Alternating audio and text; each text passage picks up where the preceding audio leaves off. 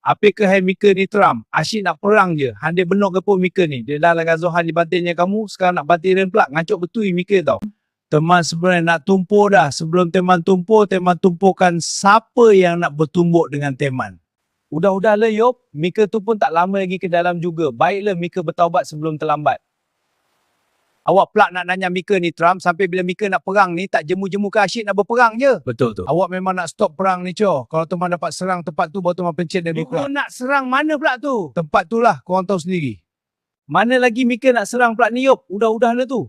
Aman nak serang Lambo dengan botol lepas ni, ajarnya geram teman dibuatnya. Kenapa pula Lambo dengan botol? Bila musim degoyan, Demah Agam nak ngajak teman join sekali, teman ni lama tak makan degoyan.